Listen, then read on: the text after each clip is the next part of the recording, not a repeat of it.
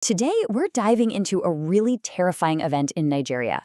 And it's one of those stories that on the surface is about a single attack. But when you dig a little deeper, you realize it's a window into a massive nationwide security crisis. Over 300. Just let that number sink in for a second.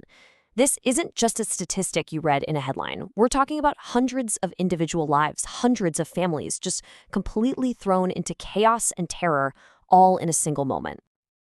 And yeah, that's the headline here. More than 300 people. We're talking students and their teachers snatched from a place that's supposed to be safe, a place for learning. It's almost impossible to wrap your head around, but it's happening. Okay, so let's break down what actually happened. What are the details of this specific kidnapping that's put this whole crisis back on the world's radar? The details are just so stark. You've got students and their teachers as the victims. And this wasn't some small-scale thing. It was a mass kidnapping, a really organized and planned-out operation. And the fact that it happened at a Catholic school in Niger State, well, that just tells you that nowhere is off limits, not even a place of education and faith. And this is maybe the most important thing to understand, something the source material really drives home. As horrifying as this one event was, it didn't just come out of nowhere. This was not some random, isolated attack. So that just naturally leads to the big question, right? Is what happened at this one school, is it just a tragic, one-off event? Or is it a piece of a much, much bigger problem?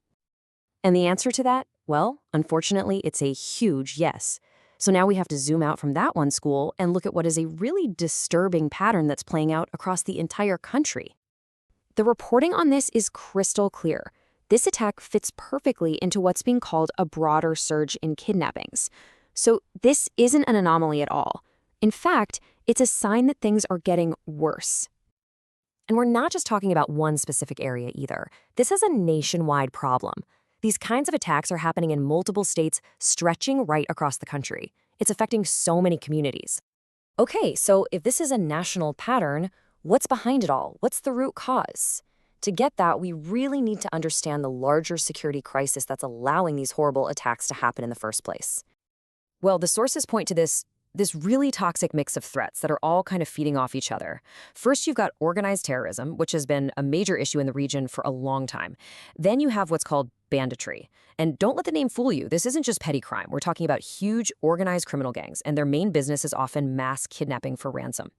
When you put those two things together, what you get is this widespread insecurity, a situation where the rule of law just breaks down, leaving ordinary people completely vulnerable.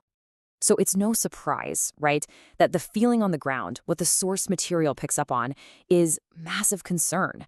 I mean, people are terrified. Parents are scared to send their kids to school. This goes way beyond politics or military strategy. It's a social crisis that hits right at the heart of everyday life. So, look, if there's one single thing you should take away from all this, it's this. That horrifying number we started with, 300 plus people, that's not the whole story, not even close. It's a truly devastating symptom of a much bigger systemic security failure that is threatening the stability of the entire country. And that just leaves us with one final, really sobering thought. When schools become battlegrounds and children are treated like commodities, the immediate cost is obvious. But what's the real long-term price a country pays when an entire generation is taught that the simple act of getting an education is something to be afraid of?